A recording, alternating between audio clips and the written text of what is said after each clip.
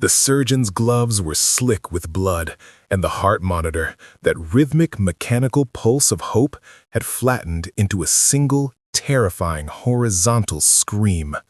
But while the doctors saw a corpse on a cold steel table, I was standing in a place where the air tasted like gold and the silence was louder than 1,000 storms. I wasn't dead. I was finally waking up.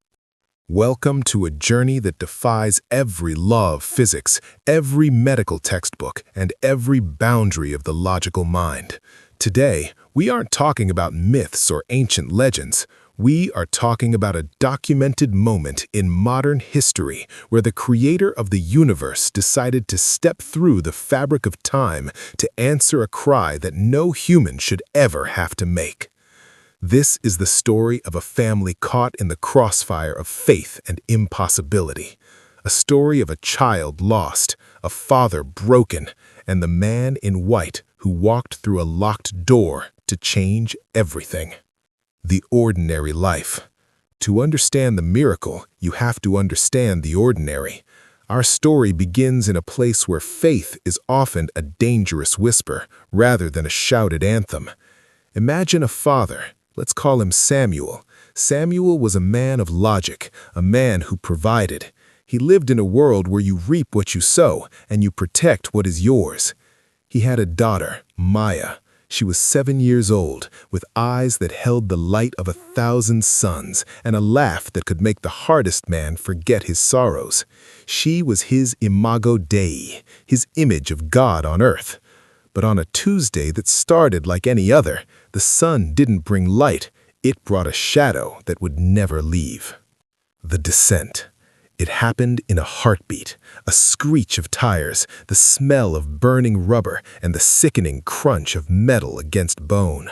Samuel didn't hear the scream, he felt it in his own marrow. When he ran to the street, the world had gone gray. His little girl was a broken doll in the dust.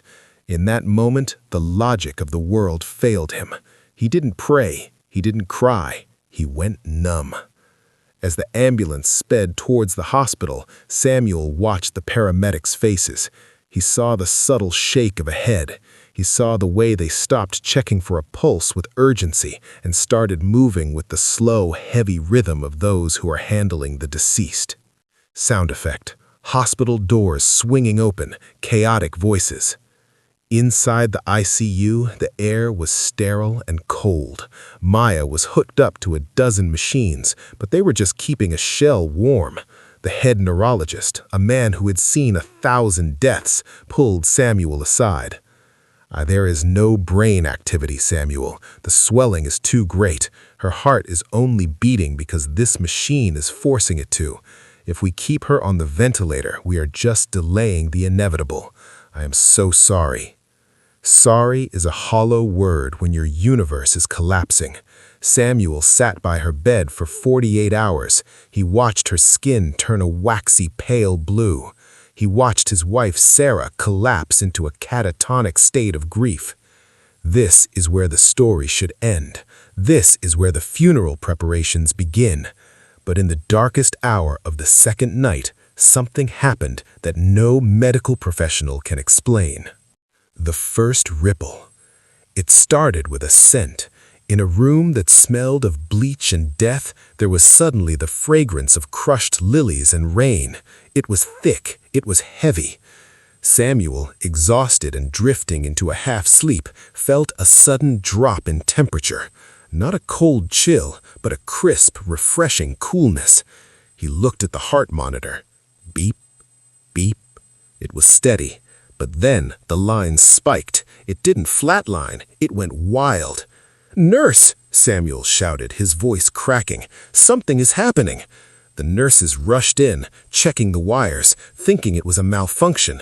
But as they hovered over Maya, the little girl's hand, the hand that had been limp for 2 days, suddenly gripped the bedsheet. Her knuckles turned white. And then her eyes flew open. They weren't the dull, clouded eyes of a brain-dead patient. They were glowing. They were focused on a corner of the room where no one was standing. "He's here," she whispered. Her voice was clear, as if she hadn't been choking on a plastic tube seconds before. "Papa, the man with the holes in his hands is here, and he says it's not time to go yet." The head nurse dropped her clipboard. The monitors began to scream, but not with death, with a surge of life so violent it was blowing the sensors. Music transition, high tension, fast-paced drums. But this wasn't just a recovery. This was the beginning of a war, because what Maya saw in that room wasn't just meant for her. It was a message that would set their city on fire, provoke the authorities, and lead to a confrontation with the supernatural that would leave the doctors questioning their very sanity.